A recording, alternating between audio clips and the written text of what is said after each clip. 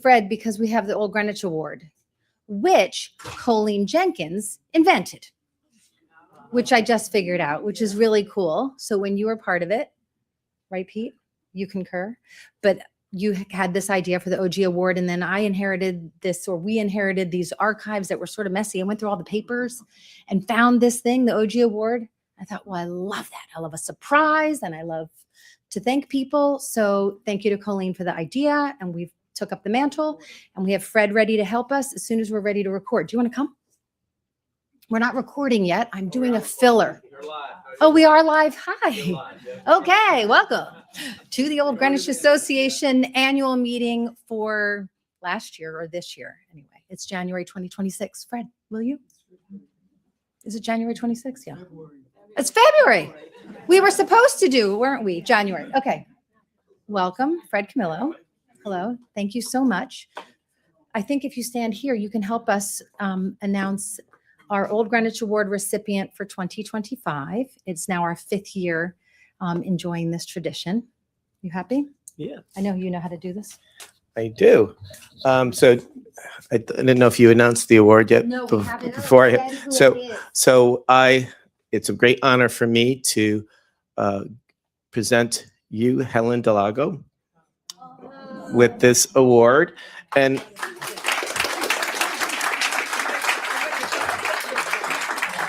I'm glad you weren't reading emails today. Unfortunately, they went out a little prematurely. But one of the great honors for me, one of my favorite parts of this job is recognizing really town champions. And when it happens to be a member of your family, it makes it even a little bit more special. So even though I count Helen as a cousin, anybody who's met her considers her family. And you've just been a great part of our community for so long. And you have your own day now, too. So I'll read the proclamation. Whereas Helen DeLago has made significant contributions to the Old Greenwich community by helping to keep Old Greenwich beautiful and welcoming through decades of service to the Garden Club of Old Greenwich and Greenwich Green and Clean. And whereas Helen has been a 35-year member of the Garden Club of Old Greenwich and a longstanding award-winning horticulturalist. And whereas Helen serves on the Garden Club's outreach committee, bringing botanical projects into the community, and can often be found planting and tending pots on Sound Beach Avenue and in Old Greenwich's traffic circles. We all see your great work all the time there. And whereas Helen volunteered for the Winter Hanging Basket Program, and with her joyful spirit and wonderful Christmas hat has brought seasonal beauty to our streets. And whereas Helen organized the Garden Club float down Greenwich Avenue to honor the 350th anniversary of the founding of Greenwich. And whereas Helen embodies the spirit of community stewardship with her steady dedication and enduring service to Old Greenwich. Now, therefore, I, Fred Camillo, the first selectman of the town of Greenwich, do hereby proclaim Tuesday, February 3rd, 2026 as Helen DeLago Day in the town of Greenwich. Encourage all our residents to join me in saluting your dedicated service to our community. God bless you.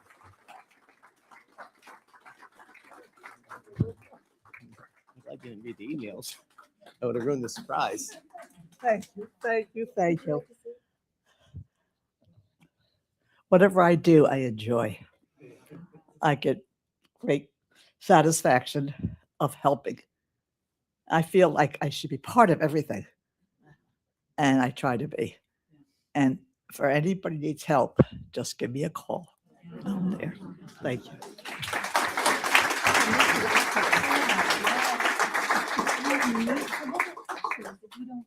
We hope you don't need too soon, and we'll get some pictures, shall we? Thank you. So there you go. And she means that about the help. Oh,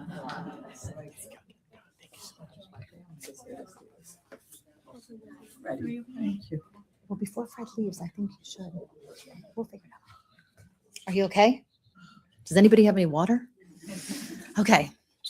So, hard act to follow, but I think that makes everybody feel really special to share that with you. So on to business. Right, Alexis, you get the dry part. So Alexis Vulgaris. With my other hat. There you go. Who you can introduce yourself to those few people that yes. don't know Okay. you, but you are here back at the Old Greenwich Association now still second year back and acting as secretary, communications, what have you. So you have some business. Okay, I do have some business. Thank you all. It's good to see so many people here this evening. We have very boring bylaws that we just have to briefly amend to include how we are defining terms of our officers and how long the officers can serve for. So if any of you are inclined, we have bylaws on our website, but I'm just going to, for brevity's sake, read you our two amendments, and I hope that you will all agree with these amendments. So the first amendment we are making is no person shall be eligible for election to the same office for more than 3 consecutive terms, except for the treasurer, who may serve without term limit restrictions. And a term is defined by 2 years. Okay. And then that is the First Amendment. And the second is a term of office for all officers, president, vice president, secretary, and treasurer shall be for 2 years. Officers shall hold office for their designated term and until their successors are elected and qualified. So are there any objections to those amendments? Hearing none and absent objection, those motions are adopted upon unanimous consent. And what I hope this will encourage you all to do is become a member of the Old Greenwich Association and run for an office. Victoria, myself, and Carolyn are getting a little long in tooth, so we will not be here for much longer. And we would like to encourage you all to get involved. And, you know, it's not a steep learning curve. We can bring you right in as an officer very quickly. So I hope you will consider that. Perfect. Thank you so much. And I have to make, I should also make a plug at the same time before we get into really meaty information from all sorts of wonderful speakers who've come for us this evening. These are beautiful. Marcos at Images has provided us with these note cards drawn by, painted by Teak Eaton, which if you've seen them, they're gorgeous. And it was our little plug that says, if you will help donate some money, $100 or more, you can have a set of these note cards. We haven't raised money since 2018 because we had reserves, and we're really responsible about the money. We've emailed you all to explain that it's just operating costs, runs about $2,600 a year. We promise we're completely responsible, but we need to keep it moving between a PO box and some insurance and silly stuff. So we're taking donations. There's a QR code. You can send us a check. I think you've read all of that, but if you have any questions, that's what that is. And that's what this is. Thank you very much to Marcos and to Teak. We need to thank Sarah Alter, who was on the board last year, that was very instrumental directionally in helping us with our rewriting of our mission statement. So I just want to be kind and polite. And while she's rolled off of the board, want to thank her for helping us. That being said, I've done that. Okay. This year, we will try to be at the town party with all the other associations across town. I think that's been a wish of us for some time, and maybe even also the RTM. But we think we might, yeah, well, you have a seat, but we're trying to get the associations up at the town party, which is cool. And we talk with the other associations across town. So that's a good thing to know. Like, we're trying to incorporate best practices and speak with one voice where appropriate and help each other. So know that we're doing that behind the scenes. So we'll try to be at the town party. We will be at the Memorial Day Parade, which I love. It's quite glorious. You get a lot of attention. You get to give out the flags, and it's fun. So that's us. We will again do the book drive, which Alexis, do you want to stand up and quickly give a piece on that? This was Alexis's baby, and it's amazing. And we're going to do it every year, right? So my big job in town is not what you may think. It is, I actually work at the dump and run the book swap with my very good friend, Lori Stapleton. So we have partnered very generously with Jen Bird, who owns Athena Books. And we set up a little tent, and all the books that are donated from the community, we then farm out to the many, many organizations that the town dump sends to. We are the fourth largest library in the state of Connecticut. We push through close to 300,000 books a year at that little thing, saving them from landfill. So if you donate a book in June, first week in June, usually, we will make sure that it goes to a book desert, usually in Bridgeport, Stamford, Norwalk. Our books for kids do not stay in Greenwich. They get pushed out to much more worthy and underserved communities. So first week in June, we hope to get that up again. And thank you so much to Alexis for that idea. It was wonderful. And we'll make sure you know about that. And Live Like Luke, April 26th. So with Greenwich Green and Clean. And there's Waste Free Greenwich, which you'll hear from separately. I always get it confused. Okay, shall we? Susie, I know you need to go to birthday dinner. So do you want to come speak first? Okay. Whose birthday? Whose birthday? Was it your birthday, Susie? My daughter's and my son's-in-law. Okay. Both today, February 3. So Susie moved her dinner a little bit to come talk to us. Oh, Oh, okay. No, hardly. So thank you very much. So you're speaking to everybody about the Greenwich Point Conservancy. Exactly. Thank you. thank you. I'm here as a founding treasurer of the Greenwich Point Conservancy.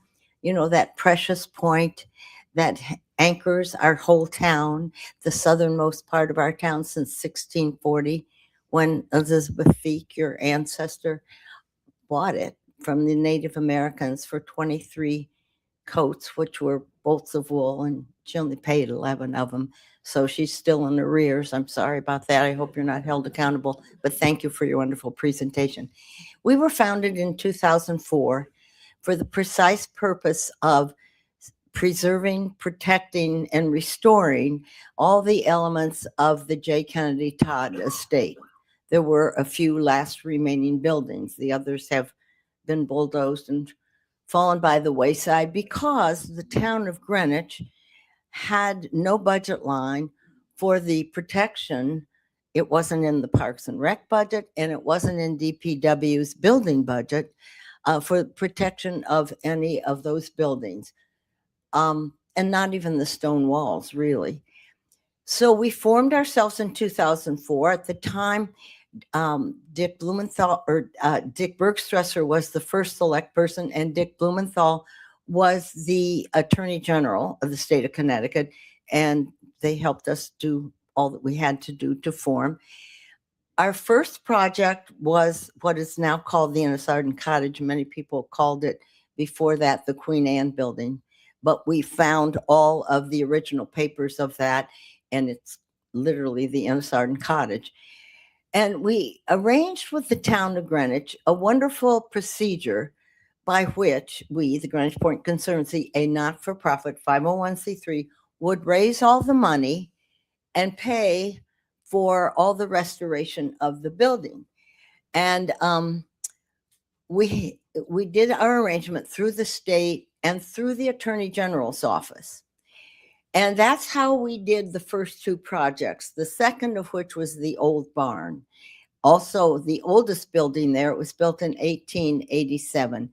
And when we tore off the walls that the town had added to make it the Seaside Center, the Bruce Museum Seaside Center, we found all the magnificent, beautiful stone, more of it exposed, and realized that it was a real barn, a go-through barn.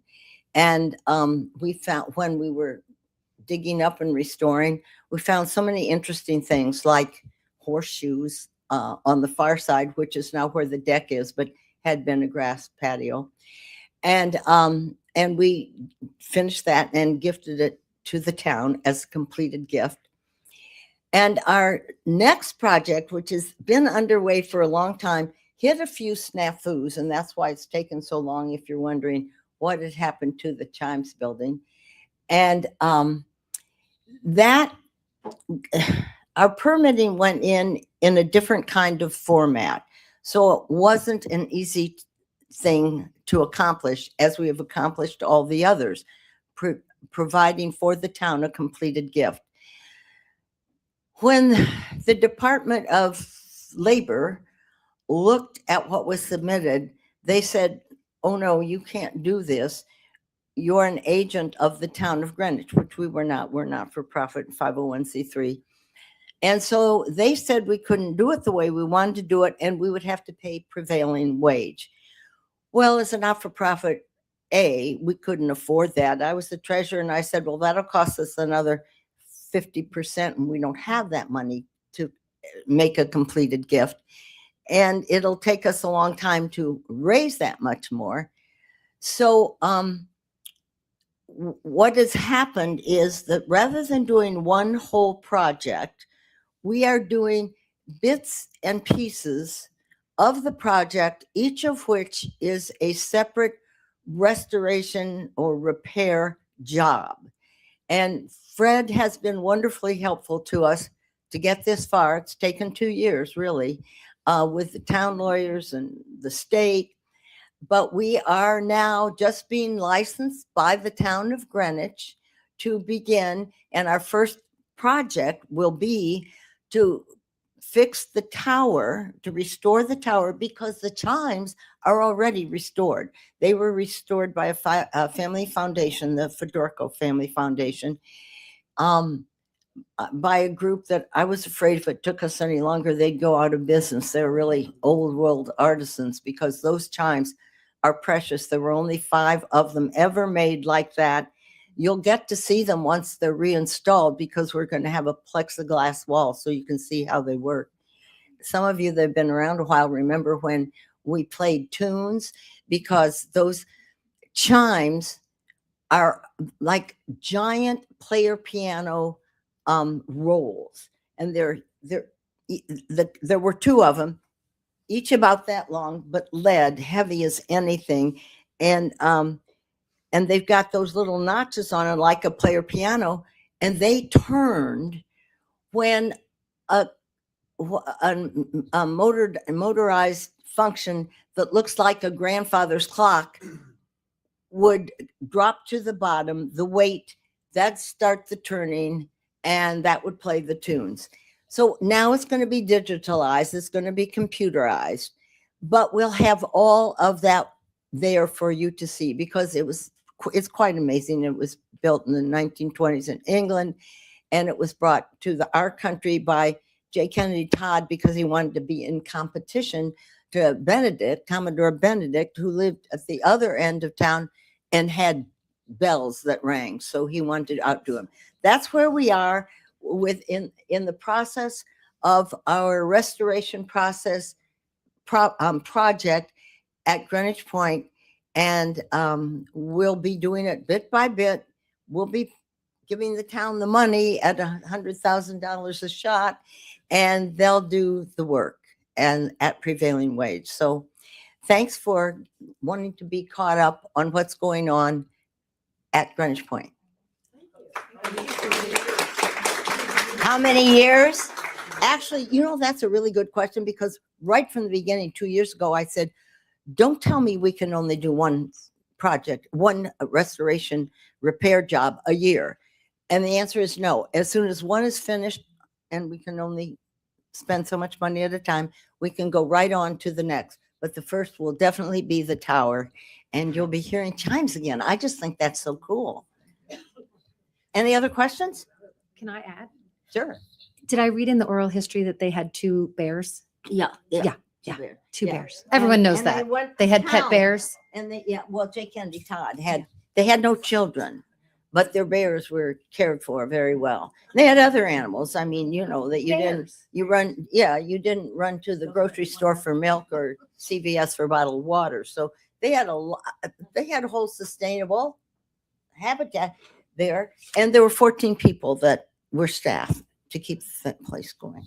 I mean, this is the worst job. I keep hooking everybody with the good stories. Thank you, Susie. Enjoy your dinner at the Poodle. Okay, thank you so much. That's exciting. We've been trying to get that update on chimes. So this is very exciting. We are also a 501c3. I forgot to tell you that. Alan J., our treasurer, it's your cousin, right, Mark? Yes. Worked hard and got us what we were supposed to be all along, the 501c3. So your donations are tax deductible, and there's other backdoor ways, not backdoor, but other ways to donate. Legitimate, not backdoor, Jesus. Okay, so Jim Michael had to wait, but he's normally top billing. Are you going to come and do your bit? DPW is here for us. Thank you. And I think it's really neat that it's very neat. Jim came for the history presentation as well, which I thought was pretty neat because you're so busy. Let's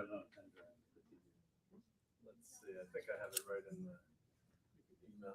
Somebody else to Sure, go give me first while he does thumb that. drive, I'll just pass it in, yeah. Sorry. So we have time in between. Is everybody still with us?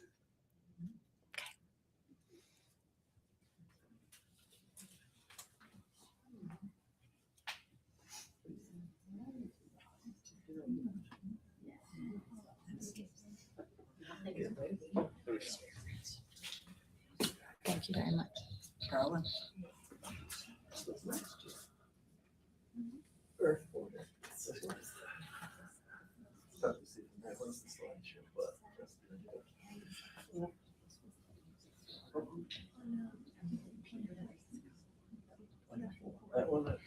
There, go to the top.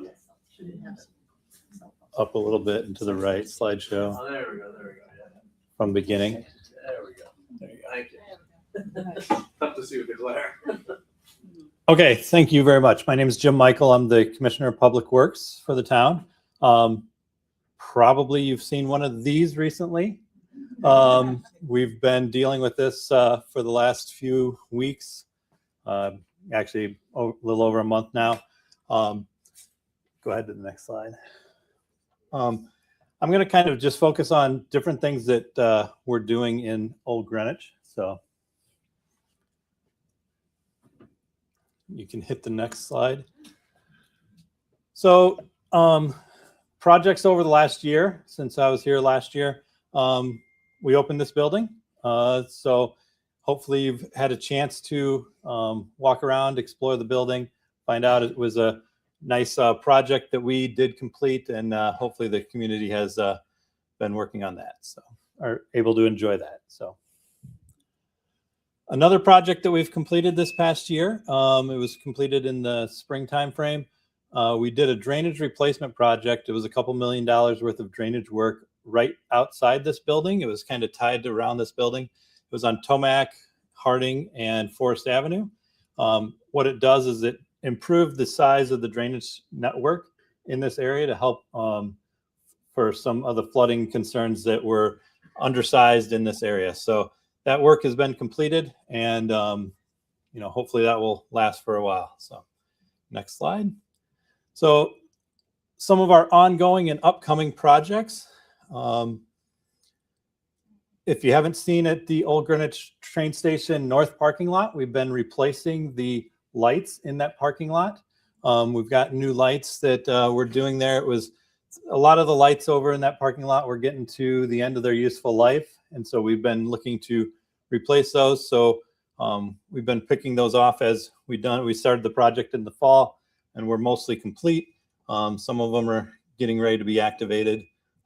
This was taken on Sunday night, a week ago Sunday night, so when the snow was coming down. So next slide. Another thing we're going to be doing, you've seen, we're as part of our some of our pedestrian safety improvements that we're doing throughout town. We're installing what we call RRFBs, rectangular rapid flashing beacons. These are, you see them right out in front of this building. You see them along Sound Beach Avenue and various other parts of town. We're doing 4 new sets across Greenwich. One of them will be at the location of Sound Beach Avenue and Center Lockwood intersection. So that will be a new location for that to help improve pedestrians that are crossing Sound Beach Avenue. So that's that one there. So next slide. Binney Park dredging. If you could think back in the last 10 years, we did a major dredging job of Binney Park. During that time, what we did is we set up the north portion of the pond to be what is called a sediment basin. So that's the location that we have set up where we can maintain the pond so that we don't have to do the full-blown dredging of the entire pond every 15 years, which is what it was starting to become. So we do this approximately every 2 years. we keep an eye on it, we monitor it. And so this year is going to be the fourth time that we're going to be dredging this little sediment pond. It does get pretty full in that 2-year period, just from all the drainage area that comes down to that area. This is what we do when we do it, but then it normally takes a couple months to do the work. We try to do it in the early spring. Sometimes we'll try and do it in the winter. This winter with all the snow, I don't know that that's going to be overly successful, but we'll see, to try to get an early jump on it in the spring. So it normally is just, we have to excavate the sediment that's in the pond. We put it in a container and we ship it off to a disposal site. So that'll be happening sometime this spring. So, but the pond should be pretty well set by early summer time frame to be back to normal looking. So it's a pretty quick process once they get going. Okay, next slide. Sidewalks on shore, phase 2. So a couple of years ago, we did the sidewalks on shore between Tomac and Sound Beach. We're completing right now the design on the sidewalks from Sound Beach to North Crossway. And so that project will be going out to bid here shortly. One of the things that we've been working on very recently has been getting easements from a couple of the property owners that we needed to get those easements from. We are in the process of getting the final easement documentation approved through those property owners. It's taken a little bit longer than we were hoping for, but we're hoping to go out to bid this spring. Construction beginning over the summer time frame, and hopefully by the fall, the project, we're estimating 4 to 6 months for that work to be completed. So, so that will be a project that many people have been looking forward to. So, next slide, hopefully. Greenwich Stanford Multi-Use Trail Study. This one we had a public meeting a couple months ago. Sorry. Step over there. Okay. So where is this project at? We get asked that question. Where we're at with this project is we've gone through and gotten responses from many people, and 64% of those people are not in favor of this project. So at this point, we're going to be putting the project on the shelf for what it was.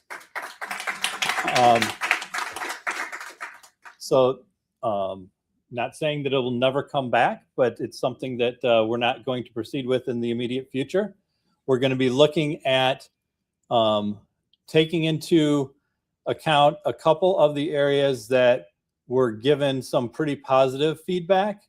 We're going to look and try and explore a widened sidewalk between Binney Park and this building along Forest, see if that's possible. We're going to also be looking at a segment of sidewalk on Shore Road from Tomac close to the Stamford line for the residents over there as well. So those are the two pieces that we're going to be doing further exploration on to see if they're feasible and constructible. And then we will be looking to see about gaining funding for that portion of the construction at a later, in a future budget request. So that's where we're at with this project. And I'll answer any questions at the end and go from there. Next slide. So what things do we have in the future coming up? Just a couple buildings that we need to look into that have come towards the end of their useful life. The Old Greenwich Highway Shed. This is where our guys have been spending many, many hours recently, back and forth. That building's just on the other side of the tracks from Binney Park. It's where our highway guys are stationed out of. That building is really, it's an old house-ish garage, basically, and it just is at the end of its useful life. So we need to get a better facility for them. Old Greenwich Park Shed, just across the tracks there at the bottom of Binney Park. They also operate out of there. That building also, they need a more reasonable building for them. These buildings are very old and not serving the purpose anymore. Sound Beach Firehouse needs some additional upgrades to it. That picture you probably saw earlier. So very close to that. So that's a project. All these projects are in the next, hopefully in the next 3 to 5 years, somewhere in there. We should be looking to move them forward. So you'll probably hear something about them during that time. And then we're looking at also the Clam Bake restroom facility, looking at doing some upgrades to that as well. So, and then next slide. And then the Old Greenwich pump station. This is the pump station that takes the sanitary sewer flow from Old Greenwich and ships it all the way to our treatment plant, which is out on Grass Island. So this facility does need to be upgraded. It's an older facility. The whole site used to be an actual wastewater treatment plant. It's been converted over time to a pump station. Now it basically is just a pump station. It does need to be upgraded. And so we will be doing that. The construction of this one is probably 3 to 5 years out, something like that. So that's where we're at with this one. We're just in the preliminary design, but for a pump station like this, it does take a significant amount of time and energy to do the design. And they're also not very inexpensive to do either. So next slide, I think, is it. Correct? Yes. So that's pretty much what I have going on in Public Works in your area. I'm going to give a plug for our social media stuff and, Greenwich Public Works. If you ever need to get a hold of us, you can go to publicworks@greenwichct.gov and email us there. You can scan the QR code there, but feel free to follow us on all the social media stuff. We try to do keep you posted as to what we're doing in town. So, all right. Thank you. Thank you so much. Thank you for listening to the residents when it comes to the multi-use. Yeah, no problem. Thank you. Yeah. Anytime we do these projects, we try to, take into account what the town as a whole wants, and exploring all different alternatives and seeing what it was. And we had a few different ideas there, and it was something that we determined that was, needs to be looked at a little bit further, and gone from there. So. For safety, kids walk along here on Harding Road. There's no sidewalk from here over to Roundhouse Road. There's a blind corner up on the corner where traffic goes very fast. A lot of people hit that barrier there, and it's a dangerous area. The sidewalk was supposed to be done in all the areas to attract children. The sidewalk for Harding Road was mistakenly left out when it was approved, and I'm wondering if there's any thought going forward with that. So we've explored that location a few times. There is a couple locations where we would need property acquisition or property easements from property owners. And at the current time, in our discussions with those property owners, they have not been willing to provide those to us. So at this current moment, we are unable to proceed forward with that connection point. So. Maggie had some.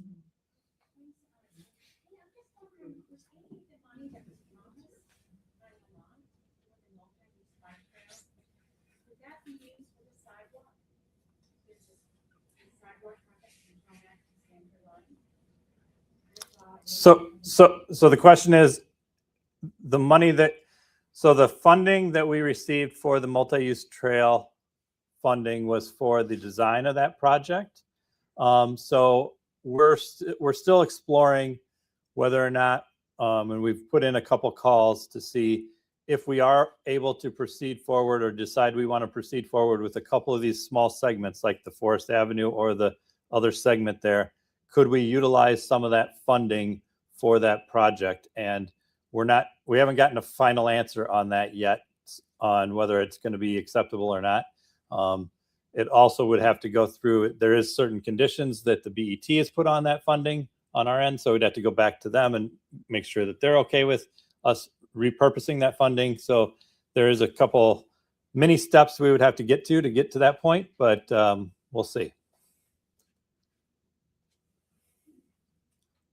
All right, thank you. Thank you so much.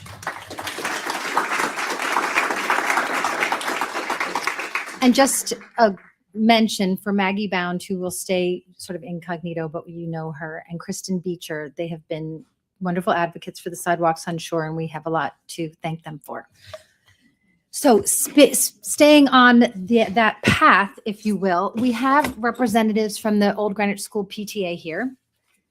So it's Lee and Jenny. We've spoken on the phone. We haven't met in person. So this goes back to safe travel on the roads. Thank you. Thank you. First slide.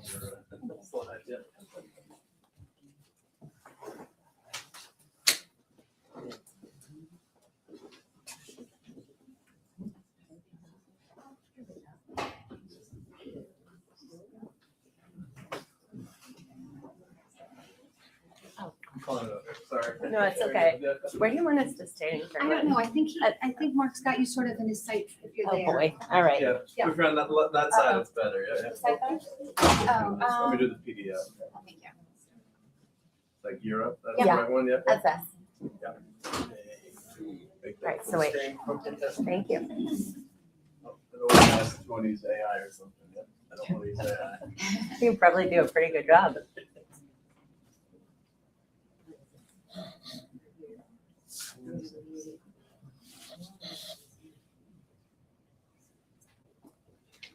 Full screen. There we go. There we go. Thank you. Did it. Thank you so much for having us today. I'm Lee Russell. This is Jenny Tooter. We are here today on behalf of the Old Greenwich School PTA. We are also here on behalf of the broader Old Greenwich School community. And we are here as decade-long residents of Old Greenwich. So hopefully today's conversation will properly represent all those three perspectives.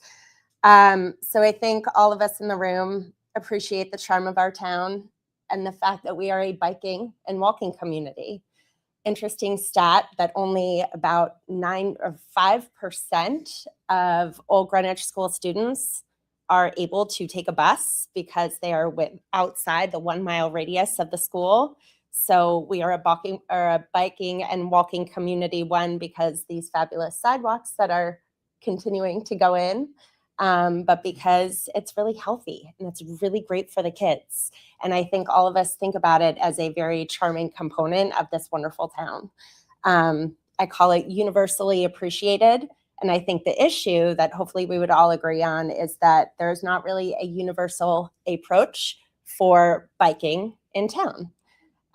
So, add e-bikes, which are really fast, these e-scooters, which somehow are even faster, these wonderfully fast cars, or maybe not so wonderful, and the millions of distractions for all of our drivers. And it's a pretty concerning issue.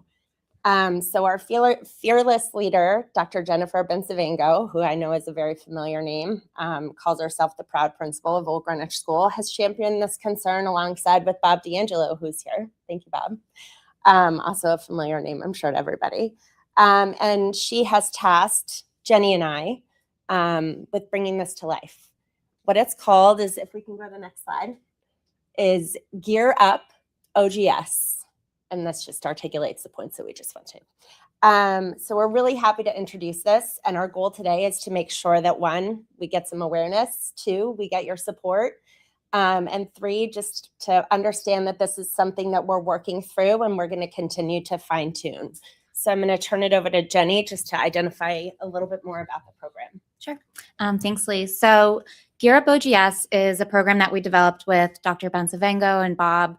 And it really focuses, if we go to the next slide, please, really focuses on educating students on the principles of safe biking, safe walking, rules of the road, rules of the sidewalk, and then allows them the opportunity to put that into practice.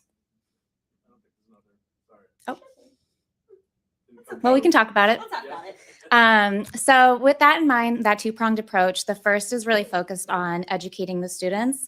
So starting at the end of this month, 3rd, 4th, and 5th grade students at OGS will all go through a bike training curriculum that Bob will be teaching them in their physical education classes.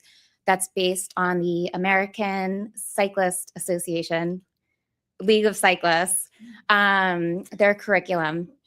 And it will be two-pronged. One, they'll have the chance to have a discussion with Bob about safe rules of the road, concepts like ABC checks, scanning. And then the next session in March will take place outside on the blacktop outside of school, where kids will bring their bikes and they'll have the opportunity to practice this in a controlled environment.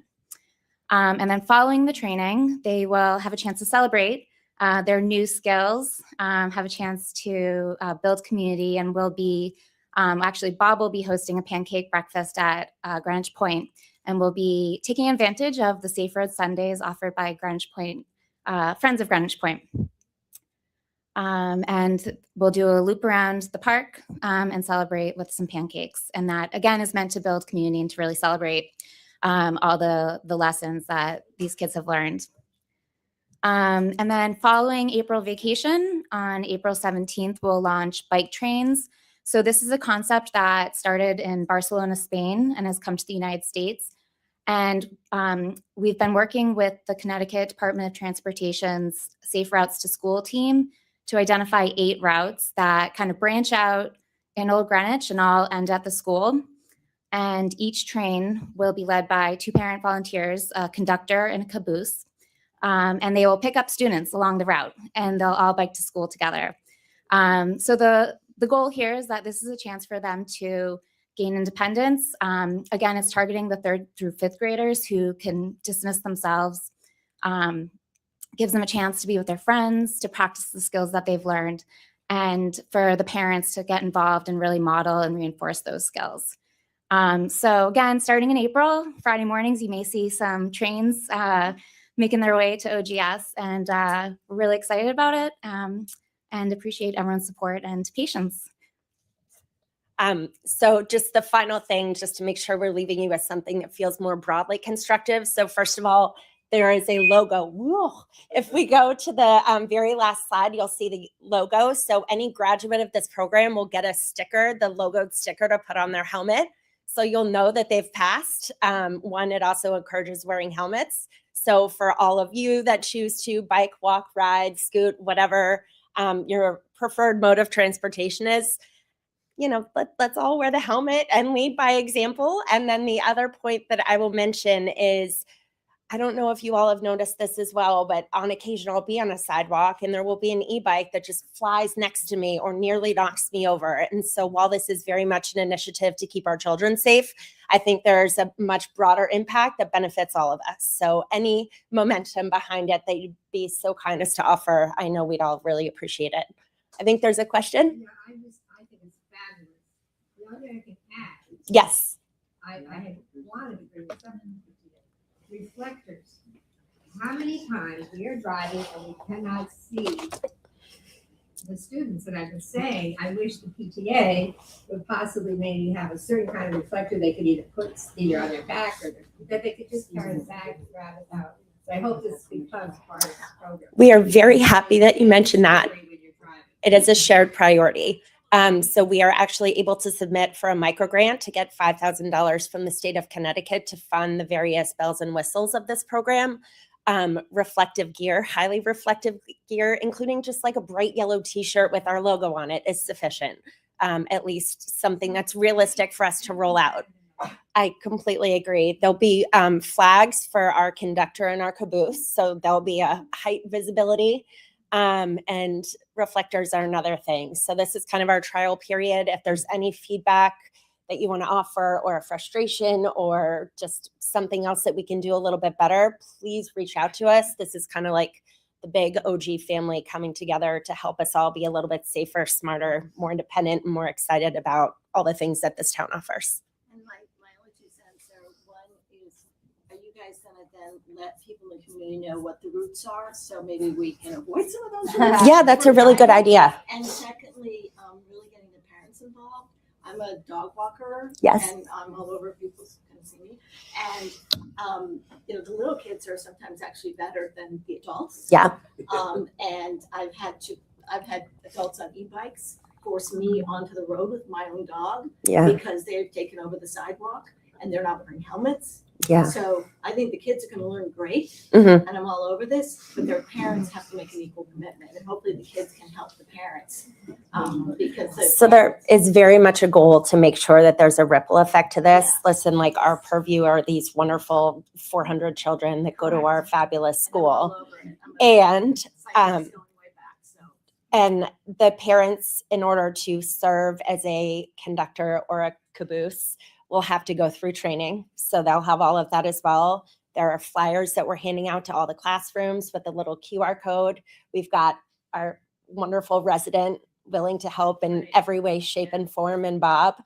And we hope that this is just kind of like the start of recognizing that this is something that requires focus. This isn't just your like side activity. Yeah, I think so. Former OGS parent. Does the school allow kids to come in on anything electronics? Or is that? 'Cause I There- know some schools are not. That is not something we know as a rule. So I hesitate to believe that that is a hard and fast. I don't think I've seen a third grader yet on an electric certificate. I don't have to tell anybody here. Yeah, There's a huge increase. yeah, And you're right. with kids that are not just in middle school or high school. You're right. And they're going fast and they're going on the sidewalk. They totally are. It's terrifying. I would just pass that back as a suggestion to be discussed at OGS. That's very helpful. We will have the e-bike cup as part of the instruction. I know we're at time. We got to go. But we do have, are these materials being shared? Yes, this is all yeah, being recorded okay, and then perfect. posted. Yep. So if you have any feedback or questions, our email address is on the first slide. We'd love to hear from you. And you can find them through us as well. Thank you so much, Jenny. Perfect segue, I think, to James and Old Greenwich School renovation, if that's okay. Yes. Jim, I think there's a question for you. He's in the back.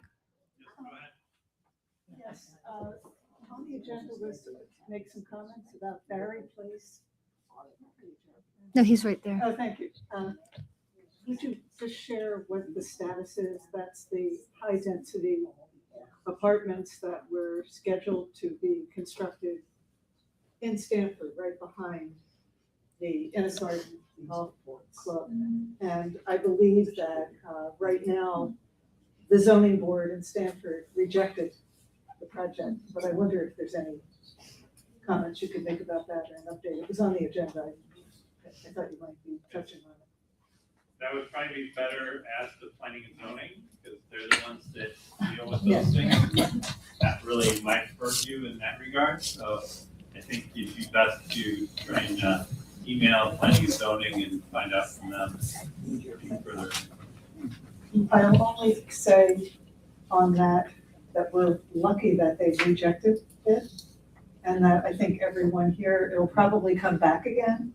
So anyone that has cared about this project that might cause more traffic in the area, especially along Tomac, might want to just pay attention to that, because I think the community reaction to it helped the Stanford zoning to reject the project in its density.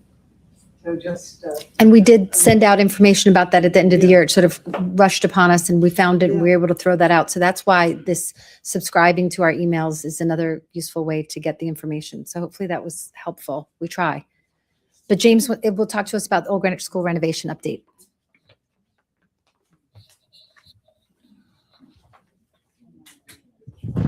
Okay, good evening, everybody. My name is James Waters. I think this is my fourth time. Wow. Fourth time updating everybody here. I'm the chair of the Old Greenwich School Building Committee. I'm also an RTM member. I am the chair of the RTM Budget Committee. But I'm here tonight in my role as for the Building Committee. You want to go to the next slide? I think you guys have all seen this picture before. This is what Old Greenwich School will look like in about 3 years, actually a little less than that. Okay, quick reminder on the scope of what we're doing with Old Greenwich. We're making it compliant with the 2010 ADA standards. It's going to have an entirely new front entry. It will have an elevator. It will have ramping, door width, sink heights, bathrooms, all of that stuff is getting renovated. It will have a single secure entryway, a building-wide sprinkler system, an HVAC system, which it currently does not have. That building is not compliant with the current fire code. It will address sewer problems, drainage. We'll replace some old roofing, 30-year-old roofing from the last major renovation that was done to the building in 1995. There'll be a new kindergarten addition to replace some of the spaces that we're losing to make the building compliant with the above. There'll be a new playground, courtyard. We have to do some abatement. There is asbestos in a building that built so long ago. Fortunately, there are very strict protocols that we are versed on and our team will be required to follow. And this will be a phased occupied renovation, which means that we are going to work our way around the building so that school can proceed per normal and we can protect the learning environment. Okay, so that's our scope.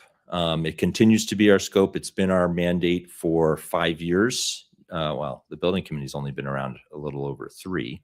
So that's been our mandate for 3 years. Okay, here's a little bit where we're at. On the left are a lot of things that we have done. It's been a lot of work. This building committee, I'm actually sad a lot of them aren't able to be here tonight because we are in the middle of some pretty extensive conversations with the RTM. And we had a command performance last night for the RTM committees, and we have a command performance tomorrow night for the full RTM meeting. So I gave them the night off and I was voluntold to come here tonight. So, okay. Here's the good news. We have the guaranteed maximum price for this project that is currently pending before the RTM. Once you will see on the right, interim appropriation. That is why we're meeting with the RTM. It will probably surprise no one in this room that given the national climate where you have tariffs being levied on our trading partners, that causes a spike in construction costs. That applies to all types of construction. And unfortunately, I'm here to tell you that Greenwich taxpayers will be paying for the price of that. There's good news as well. We are actively working so we have completed the state's approval process. The town is going to get just south of $10 million in reimbursement back for this project. That's paid as the project goes. We are also working with our state reps. We have a couple in the room tonight because the fabulous Dr. Benzavengo, who was just referenced, she happens to be reading a PDF document that is on very esoteric items like recent legislation passed, and she discovered that because there are early childhood and special education programming at Old Greenwich School, that we should be eligible for an additional 15% reimbursement. That's a meaningful, the math on that would be roughly $7 million. So we are working with our state reps to try and get that applied.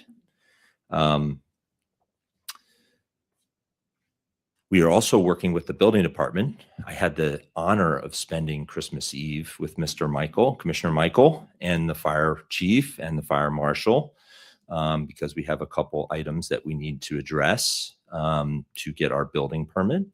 Fortunately, those are well underway.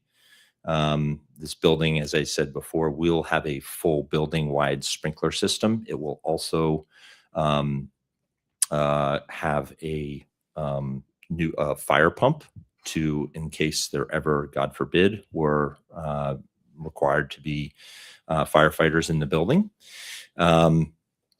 So we're working through that. I think we're pretty close.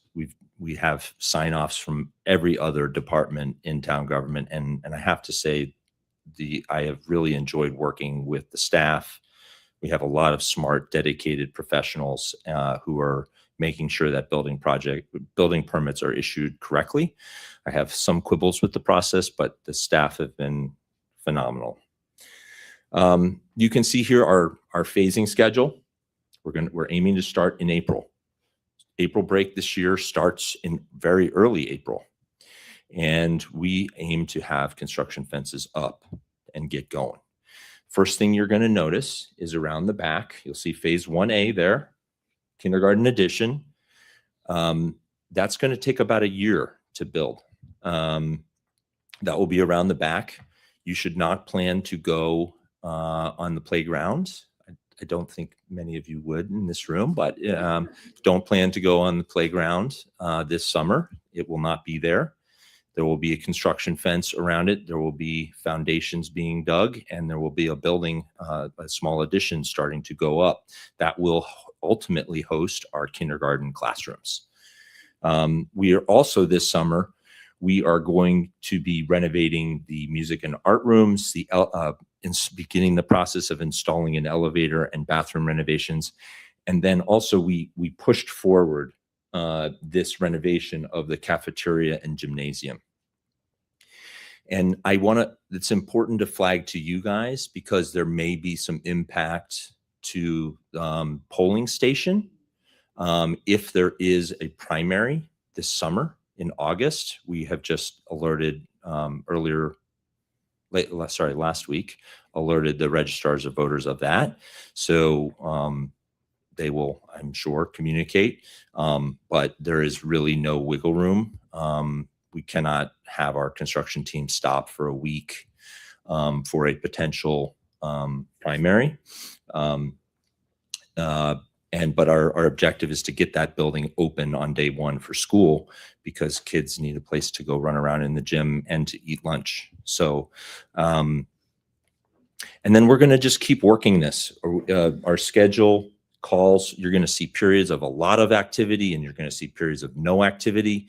If you ever have a problem, my email's at the back of this presentation. You should reach out and be like, James, what the heck is going on? But don't expect that this is going to be a full-on construction all the time because we have to phase this so that we have periods of heavy construction when there are not people in the building. And I do want to flag this part here, phase 4. So beginning of 2028, mark your calendar. That's when you will see the front along Sound Beach begin to change. And it will be fenced off, and eventually those stairs will be gone. And you will enter the building on the ground floor as you are required to do to be compliant with the ADA standards. Okay, let's keep going. I'm hooked. Oh no. All right. This is a diagram. We don't need it. We already kind of went through this. I just want you to see how we're going to phase the numbers. We go in numerical order. And then next slide. We have take a look at the Old Greenwich School Building Committee website. I've covered most of this, but there's my email. You should reach out anytime you have any question whatsoever, and I will try to answer it. Thank you.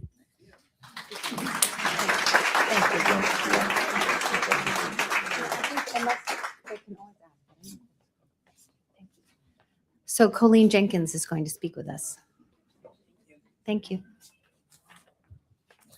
Hello, my name is Coline Jenkins, and I think that this is a very sophisticated group that probably knows what the RTM is. I've been asked to speak about the RTM, but I'm really speaking to new people to town. What is the RTM? Representative Town Meeting, and it's our legislative body. Interestingly, our first town meeting was in 1664. So that worked really well until the 1930s, because by the 1930s, there was no room that could accommodate the town or people who wanted to show up. So if you're really smart, you would show up early with your constituents and pack the room. And then when the vote came up, you're nicely situated. So that didn't work. It's not fair. So then we went to the representative town meeting, where we now have one of the largest legislative bodies in the United States of America. Isn't that amazing? We have 230 people representing 64,000 people of Greenwich. And if you think of the House of Representatives, I mean, we're doing very well. You got a lot of representation here.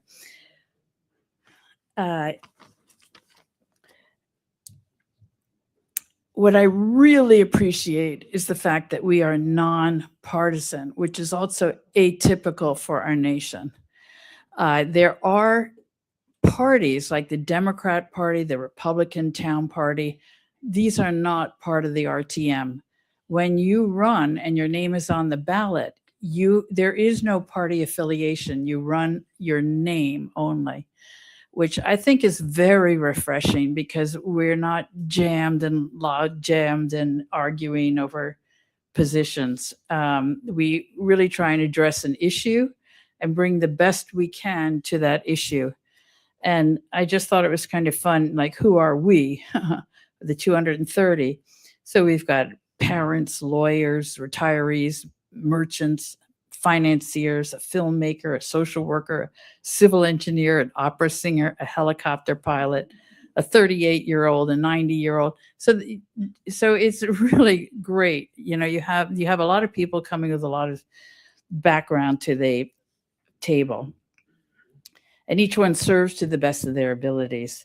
We meet 8 times a year, and each time it's a cluster of 3 meetings. So there's a tremendous cross flow of information. There are also 12 districts, and our district is Old Greenwich, but the districts are geographic, so that there are 11 others than ours. And we have 21 representatives.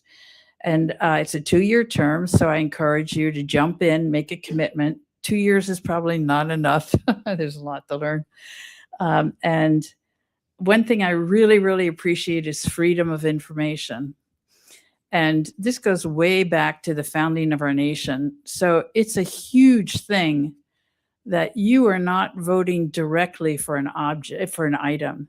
You are actually relying on somebody else to cast your vote, or to cast a vote on your behalf. Therefore, freedom of information is really important. You should know how I voted, because in essence, I'm voting on your behalf, so that there's a tremendous amount of information out there, voting records, where we meet, when we meet. And by the way, for the first time, we've moved out of the cafeteria of Old Greenwich School. We're going to be meeting here on Thursday for our district meetings. And that's behind that. We really want this to be a civic center.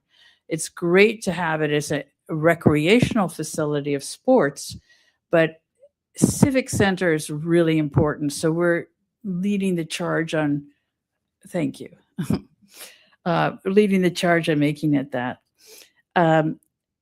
So what are we doing now? I think what we're doing is we're supporting this fabulous town rebuilding of Old Greenwich School. And tomorrow we're voting on a $9 million interim appropriation to pay the cost, starting some of the costs. In May, of course, we vote on our annual budget for the whole town. You know, we're part of the town. And it's a $500 million annual budget. Isn't that fun? Yeah. So that's one of our responsibilities. The other thing that I think is really important is that we were, what happened in 1640, or even in the 1700s, we weren't too happy with being under a king, King George III, you know, that's the whole revolution. So what we did is, the antithesis of an autocratic king is what we ended up with. So if you have a town meeting, like this is almost a town meeting, it's power is all over the place. And that's essentially what our government became. You think First Selectman, well, that must be like our king. Well, not at all. There's only 25% of town government under the First Selectman. Where's all the other power? Well, it's in the legislative body, but it's also in town boards, commissions, agencies. And we have phenomenal people to bring their talents, and the pay is zero. But if that's not attractive, but you give back to the town. And then we have somebody here, Ms. Smith, who spoke, and there's actually an entrance ramp to all of these town boards and commissions, so that if you have a special talent, you can be part of this decentralized power structure in Greenwich. And please step forward. So what I'd like to do is just welcome you all to making a better town. Thank you.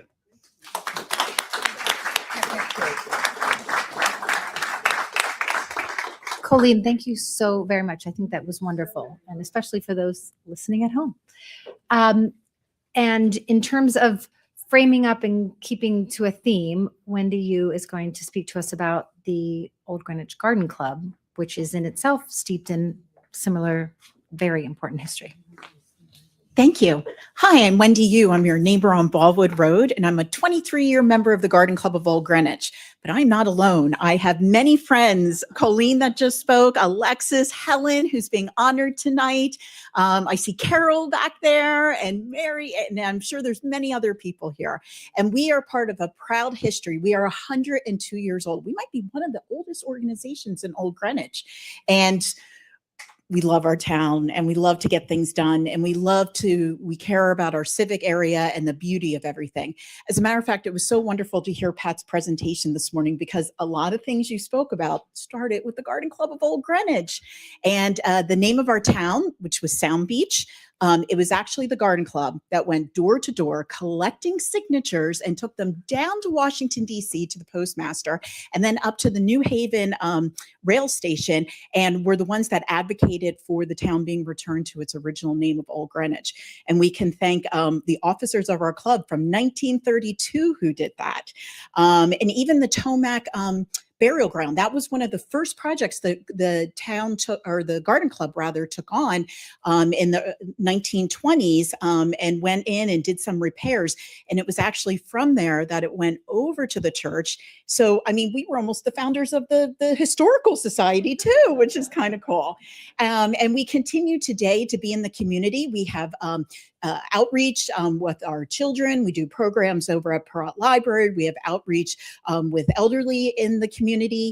We maintain a lot of the traffic islands here in Old Greenwich. And then of course, downtown, we do all of the flowers that are there. And you'll always see us in the parade too, where we love to make a big splash. We do one annual fundraiser a year that keeps us in soil and plants. And we hope you'll come out. That's Mother's Day weekend.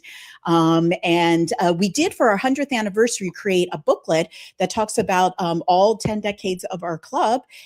This is in the reference department at Perrott Library. If you ever want to go and do it, some great stories in here, some great history. And we were here 102 years ago. We're here today. We live amongst you, and we welcome you to become part of us too. And tomorrow night, we actually are co-sponsoring a talk with the Perrott Library, and it's on the gardens, the history of the gardens in Greenwich. So go to the Perrott Library website, sign up so that you get the link. It's from 7 to 8 o'clock tomorrow night. Hope to see you online and look forward to seeing you around the community. Thank you.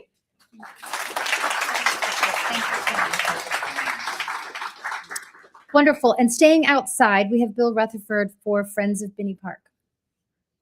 There you are. Thank you.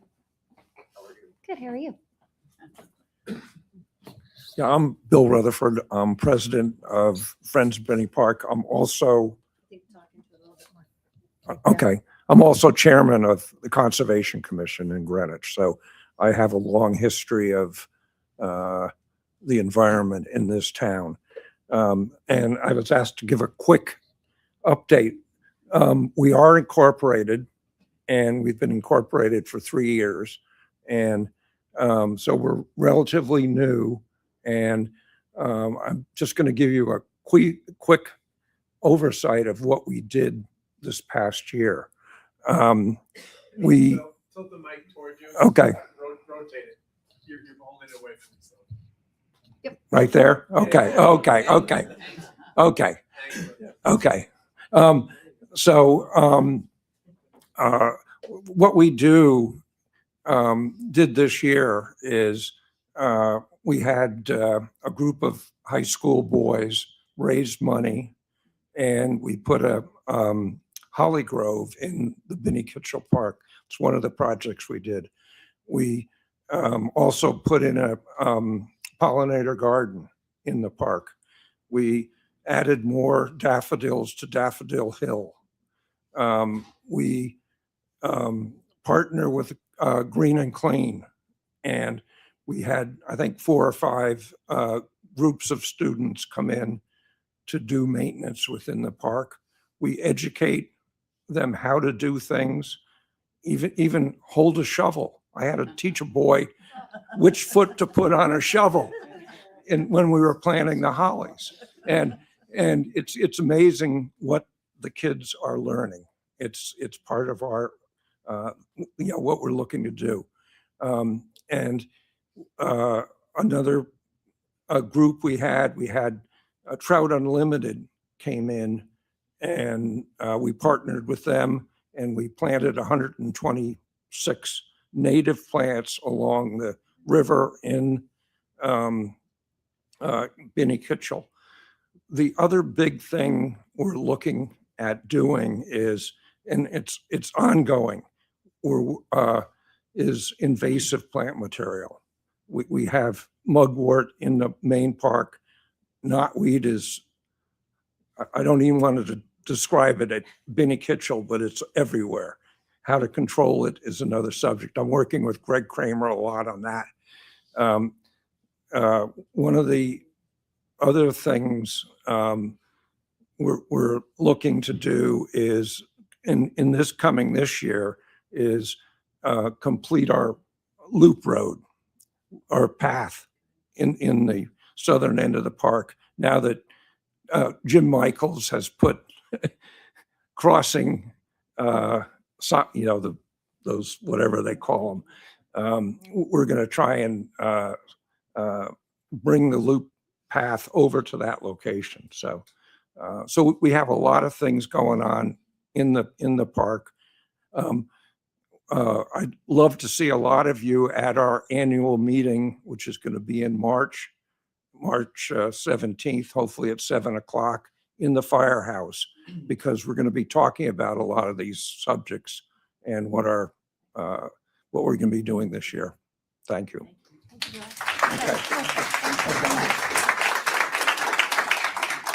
Okay, I know we're a little bit over, but we have 4 speakers. It's important, and you're going to enjoy that.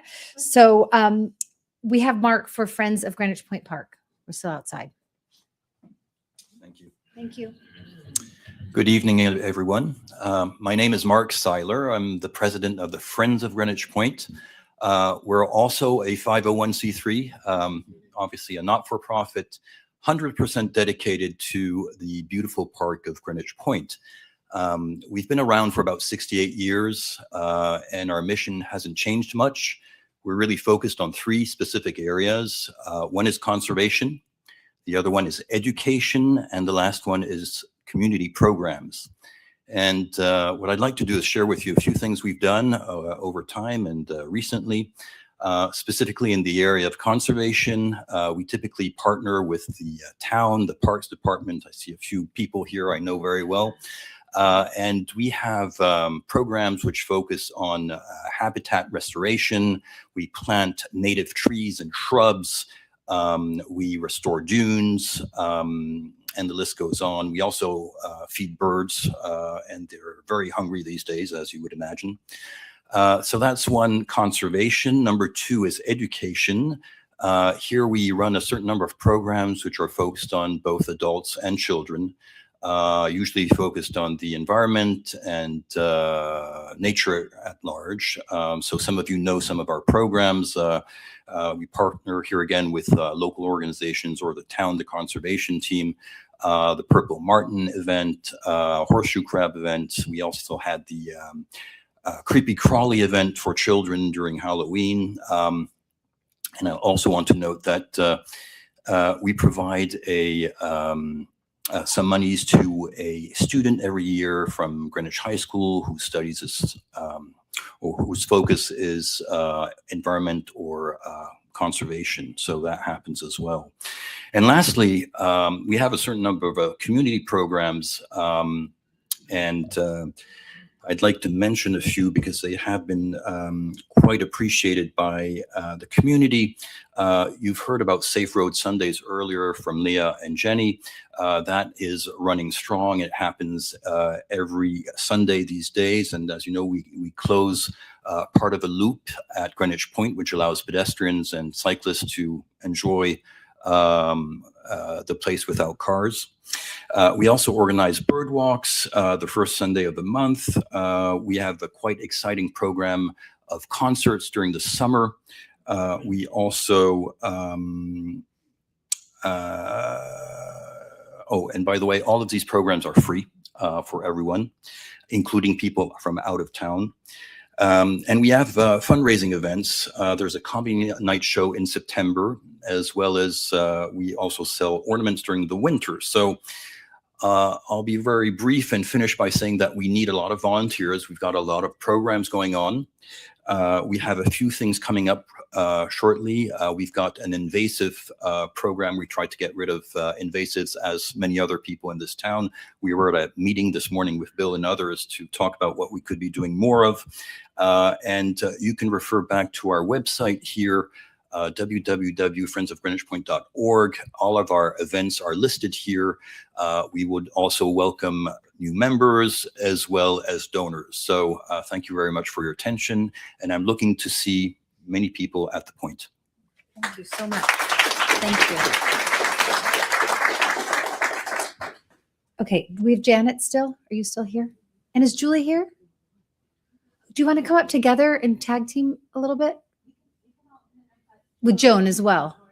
Perfect. Why don't you teach everybody everything? Yeah. And then we're talking about the farmer's market. So Thank you, Carolyn. And I appreciate the late hour, so I will be very, very fast. For those of you who don't know me, I am Janet Stone McWigan. I am your Old Greenwich neighbor on Sunset Road. I am also one of the co-chairs of the Greenwich Sustainability Committee, along with Lauren Rabin and Beth Evans, who is our Director of Environmental Affairs for the town. So if you're not already aware and familiar with the Greenwich Sustainability Committee, we warmly invite you to come check us out. So we meet typically the first Thursday of the month in the town hall meeting room. When that's available. We always are on Zoom though for those meetings. There are some exceptions. Sometimes we're not meeting on the first Thursday, but that's generally the pattern. We are a network of committed individuals and partner organizations, and we are primarily an advocacy and education organization. And we're all about promoting sustainability in town.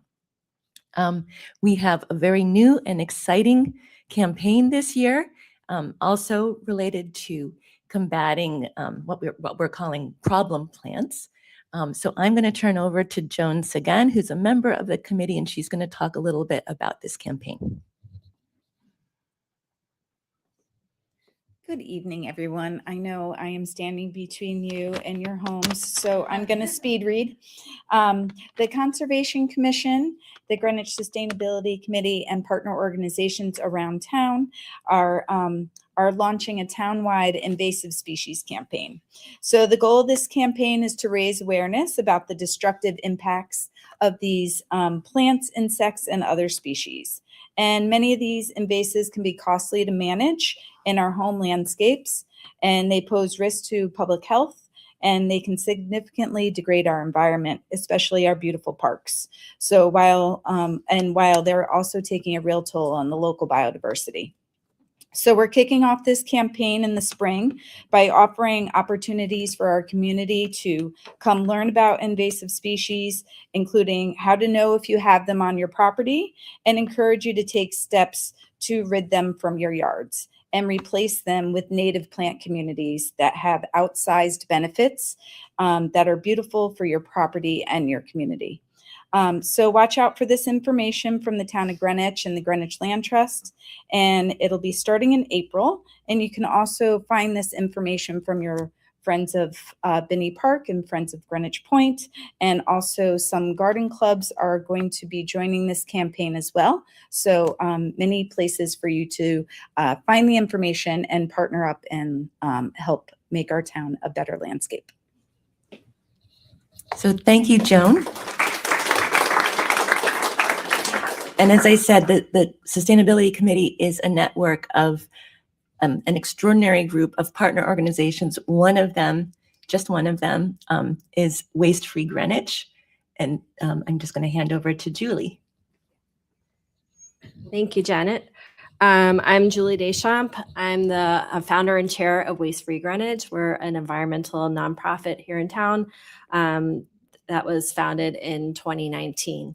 Our mission is to engage and educate and empower the Greenwich community to waste less. We are addressing the waste crisis here in Connecticut, which is increasingly costly to taxpayers and is also harmful to public health and the environment.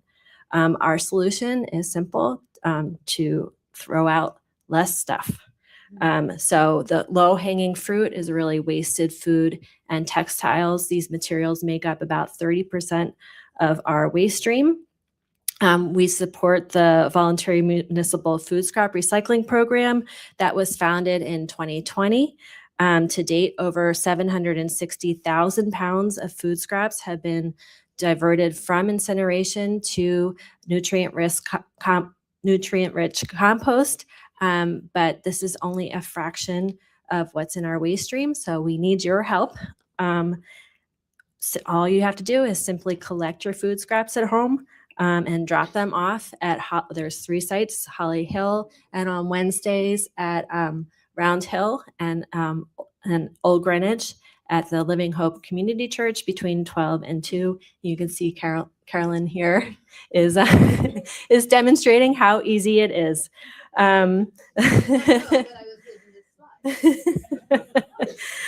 To make the program more accessible and easier for residents to participate, the town will be rolling out new smart bin collections at Binney Park and Coscob Park this spring, and they'll be available 24/7. They're fully enclosed, they're secure units, and they're unlocked using an app. Waste Free Greenwich also supports the Municipal Textile Recycling Program. This is a partnership between Greenwich Recycling Advisory Board and HelpSee, which is a certified B Corp that has diverted over 400,000 pounds of textiles to reuse and recycling. All those proceeds go to recycling education in our community. We accept textiles in any condition. This includes clothing, shoes, linens, accessories. They can be dropped at any of these locations that you see here. And we are working on getting the bin back here at the Civic Center. So we have a site in OG as well. I'd like to make you aware of our Waste Wizard tool. This is a search tool that's online for proper recycling, donation, and disposal. It's available through several sites here that you can see here, Public Works, Waste Free Greenwich, and Greenwich Green and Clean, so easy to find. You can scan the QR code here to check it out. On April 18th, we're hosting our 5th annual Rethink Waste Fair. It's going to be at the Boys and Girls Club this year. It's a free family-friendly event featuring local vendors and organizations, kids activities, mini workshops, and extensive recycling and donation drive. And we'll also have the Sustainability Awards again. If you're interested in backyard composting, please join our workshop on April 21st at the Greenwich Botanical Center. And please follow us on Instagram and Facebook. You can sign up for our weekly newsletter at our website, wastefreegreenwich.org. Thank you.